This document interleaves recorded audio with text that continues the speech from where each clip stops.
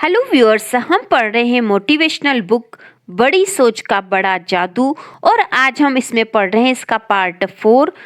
बहाना साइटिस में सबसे बड़ा बहाना होता है मैं क्या करूं, मेरी तबीयत ही ठीक नहीं रहती। यह सेहत का बहाना साइटिस है, परंतु सेहत का बहाना साइटिस भी कई तरह का होता है। कई लोग बिना किसी बीमारी के उल्लेख के यूं ही कहते हैं मेरी तबीयत ठीक नहीं लग रही है, जबकि कई लोग अपनी बीमारी का नाम जोड़ देकर अंडरलाइन करते हैं और फिर विस्तार से आपको बताते हैं कि उनके साथ क्या गड़बड़ है। बुरी सेहत को लेकर हजार बहाने बनाए जा सकते हैं और उनसे यह सिद्ध किया जा सकता है कि अपनी बीमारी के कारण ही आदमी वह नहीं कर पा रहा है जो वह करना चाहता है। अपनी बीमारी के कारण ही वह बड़ी जिम्मेदारियों का बोझ नहीं ले पा रहा है। इसी कारण वह ज्यादा पैसा नहीं कमा पा रहा है। इसी कारण वह सफल नहीं हो पा रहा है। लाखों करोड़ों लोग सेहत के बहाना साइटिस से पीड़ित रहते हैं, परंतु क्या ज्यादातर मामलों में यह सिर्फ बहाना नहीं होता? जरा एक पल के लिए सोचिए, बेहद सफल लोग भी अपनी सेहत का रोना रो सकते थे, परंतु उन्होंने तो ऐसा कभी नहीं किया। आप भी ऐसे कई सफल लोगों को जानते होंगे। उनके बारे में सोचिए कि वे अपनी खराब सेहत का बहाना क्यों नहीं बनाते। आप जरूर इस निष्कर्ष पर पहुंच जाएंगे कि सफल लोग सिर्फ इसलिए यह बहाना नहीं बनाते क्योंकि जो बहाना बनाता है वह कभी सफल हो ही नहीं पाता। मेरे डॉक्टर मित्र मुझे बताते हैं कि इस दुनिया में कोई पूरी तरह स्वस्थ नहीं होता। हर एक के साथ कोई न कोई स्वास्थ्य संबंधी समस्या होती है। कई लोग कुछ हद तक या काफी हद तक सेहत के बहाना साइटिस के सामने घुटने टेक देते हैं, जबकि सफलता चाहने वाले लोग ऐसा नहीं करते। मेरे साथ एक ही दिन में 2 घटनाएं हुई जिनसे मुझे यह सीखने को मिला कि अपनी सेहत के बारे में सही और गलत नजरिया क्या होता है। क्लीवलैंड में मेरे भाषण के बाद 30 साल का एक आदमी मुझसे अकेले में मिला। उसने कहा कि उसे भाषण तो बहुत बढ़िया लगा, परंतु उसने यह भी कहा पर मुझे नहीं लगता कि आपके विचारों से मुझे कोई फायदा हो सकता है। उसने बताया मुझे हृदय रोग है और मुझे खुद का ध्यान रखना पड़ता है। इसके बाद उसने मुझे यह भी बताया कि वह 4 डॉक्टरों के पास जा चुका है, परंतु डॉक्टर उसके दिल में कोई बीमारी नहीं ढूंढ सकते।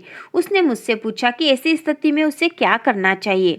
मैंने जवाब दिया, मैं हृदय रोग के बारे में तो ज्यादा नहीं जानता, परंतु एक आम आदमी के रूप में मैं आपको यह बता सकता हूँ कि इन परिस्थितियों में क्या करना चाहिए। पहली बात तो यह कि मैं सबसे अच्छे हृदय रोग चिकित्सक के पास जाता और उसकी राय को अंतिम मान लेता। आपने पहले ही 4 डॉक्टरों से चेकअप करवा लिया है और उन्हें आपके दिल में कोई खराबी नजर नहीं आई, तो अब आप 5वें डॉक्टर का फैसला आपको मान लेना चाहिए।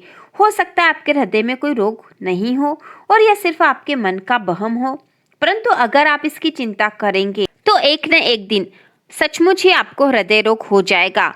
अगर आप बीमारी के बारे में सोचते रहेंगे, उसे खोजते रहेंगे, उसकी चिंता करते रहेंगे, तो अक्सर आप इसी वजह से बीमार पड़ जाएंगे। मैं आपको दूसरी सलाह यह देना चाहता हूँ कि आप डॉक्टर शिंडलर की महान पुस्तक how to live 365 days a year पढ़ें। डॉक्टर शिंगलर इस पुस्तक में बताते हैं कि अस्पताल में जो मरीज भर्ती होते हैं उनमें से 3/4 लोगों को दरअसल कोई शारीरिक बीमारी होती ही नहीं है। उनकी बीमारी का असली कारण मानसिक या भावनात्मक होता है। जरा सोचिए, हमारे देश के 3/4 लोग सिर्फ इसलिए अस्पताल के बिस्तर पर पड़े हुए हैं क्योंकि वे अपनी भावनाओं के काबू में नहीं रख पाए। डॉक्टर शिंगलर की पुस्तक पढ़े, इसके बाद भावनाओं को मैनेज करना सीखे। तीसरी बात यह कि मैं तब तक जिंदा दिल बने रहने का निश्चय करूंगा जब तक कि मैं मर ही न जाऊं। फिर मैंने इस परेशान आदमी को वही सलाह दी जो मेरे वकील दोस्त ने मुझे कई साल पहले दी थी। वकील दोस्त को टीबी थी, परंतु इसके बाद भी वह वकालत करता रहा, अपने परिवार का मुखिया बना रहा और जीवन का पूरा आनंद लेता रहा। अभी मेरे उस वकील दोस्त की उम्र 78 वर्ष है। उसने अपनी फिलॉसफी बताई, मैं तब तक जिंदा दिल रहूंगा जब तक कि मैं मर न जाऊं। मैं जिंदगी और मौत को लेकर फालतू चिंता नहीं करूंगा। जब तक मैं इस धरती पर हूं तब तक मैं जिंदा हूं, तो मैं अधूरी जिंदगी क्यों जीऊं? मौत के बारे में चिंता करने में आदमी जितना समय बर्बाद करता है उतने समय तक वह वास्तव में मुर्दा ही होता है। मुझे इस बिंदु पर चर्चा खत्म करनी पड़ी क्योंकि मुझे डेट्रॉयट जाने हवाई जहाज पकड़ना था। हवाई जहाज में दूसरा अजीबोगरीब परंतु सुखद अनुभव हुआ। जब हवाई जहाज आसमान में पहुंच गया तो मुझे टिक टिक की आवाज़ सुनाई दी। हैरानी से मैंने अपने पड़ोस में बैठे आदमी की तरफ देखा जिसके पास से वह आवाज़ आ रही थी। वह मेरी तरफ देखकर मुस्कुराया और उसने मुझसे कहा, डरिए नहीं, मेरे पास कोई बम नहीं है, यह तो मेरा दिल धड़क रहा है। मुझे यह सुनकर हैरानी हुई, इसलिए उसने मुझे पूरी कहानी सुनाई। सिर्फ 21 दिन पहले ही उसका ऑपरेशन हुआ था जिसमें उसके दिल में एक प्लास्टिक वाल्व फिट किया गया था।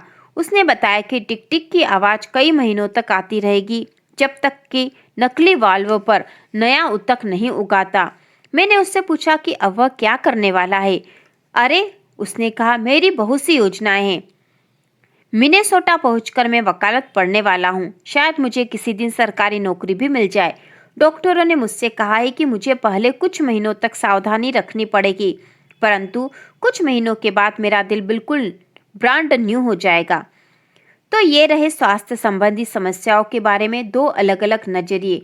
पहला आदमी तो यह जानता भी नहीं था कि उसे कोई बीमारी थी या नहीं। इसके बावजूद वह चिंतित था, परेशान था, हार के रास्ते पर जा रहा था और आगे नहीं बढ़ने के बहाने बना रहा था।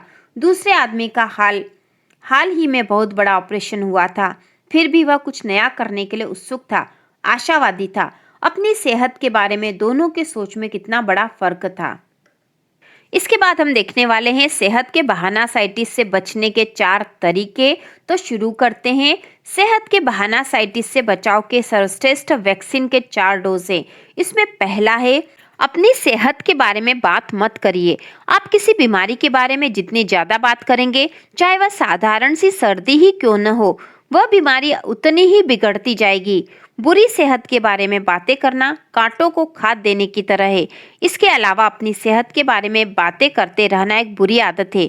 इससे लोग बोर हो जाते हैं। इससे आपको आत्मकेंद्रित और बुढ़िया की तरह बातें करने वाला समझा जा सकता है। सफलता की चाह रखने वाले आदमी अपनी बुरी सेहत के बारे में चिंता नहीं करता। अपनी बीमारी का रोना रोने से आपको थोड़ी सहानुभूति तो मिल सकती है, परंतु जो आदमी हमेशा शिकायत करता रहता है उसे कभी किसी का सम्मान, आदर या वफादारी नहीं मिल सकती। दूसरा तरीका, अपनी सेहत के बारे में फालतू की चिंता करना छोड़ दीजिए। डॉक्टर वॉल्टर विश्व प्रसिद्ध मेयो क्लिनिक में एमेरिटस कंसल्टेंट है। उन्होंने हाल ही में लिखा है, मैं हमेशा फिजूल की चिंता करने वाले लोगों को ऐसा न करने की सलाह देता हूँ। उदाहरण के तौर पर मैंने एक आदमी को देखा जिसे इस बात का पूरा भरोसा था कि उसका गाल ब्लैडर खराब है। हालांकि 8 बार अलग अलग क्लिनिकों में एक्सरे कराने पर भी उसका गॉल ब्लैडर पूरी तरह सही दिख रहा था और डॉक्टरों का कहना था कि यह सिर्फ उसके मन का वहम है और दरअसल उसे कोई बीमारी नहीं है। मैंने उससे विनती की कि वह अब तो मेहरबानी करके अपने गॉल ब्लैडर का एक्सरे कराना छोड़ दे। मैंने सेहत का जरूरत से ज़्यादा ध्यान रखने वाले सैकड़ों लोगों को बार बार जबरन ईसीजी कराते देखा और मैंने उनसे भी यही विनती की कि वे अपनी बीमारी के बारे में फालतू की चिंता करना छोड़ दे।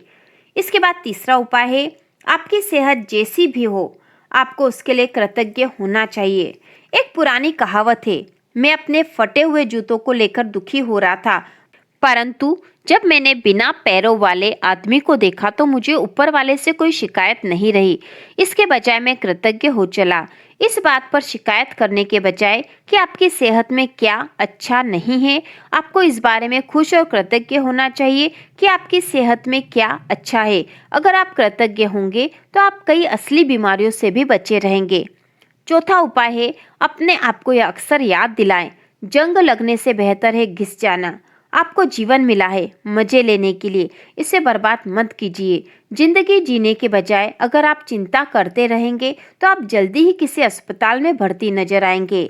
तो इस प्रकार हमने सेहत के बहानासाइटिस से बचने के 4 तरीके देख लिए, जिसमें पहला तरीका था अपनी सेहत के बारे में बात मत करिए। हम जितना अपनी सेहत के बारे में या खराब सेहत के बारे में कम बात करेंगे, उतना ही हम अपनी खराब सेहत से भी दूर रहेंगे। दूसरा उपाय था कि अपनी सेहत के बारे में फालतू की चिंता करना छोड़ देना है हमें। तीसरा उपाय है, आपकी सेहत जैसी भी हो, आपको उसके लिए कृतज्ञ होना चाहिए। और चौथा उपाय है, जंग लगने से बेहतर है घिस जाना, अर्थात जीवन मिला है तो उसका उपयोग कीजिए। सेहत को लेकर बैठे रहेंगे तो आप कुछ भी नहीं कर पाएंगे। इसी प्रकार के और वीडियो देखने के लिए चैनल को सब्सक्राइब कीजिए।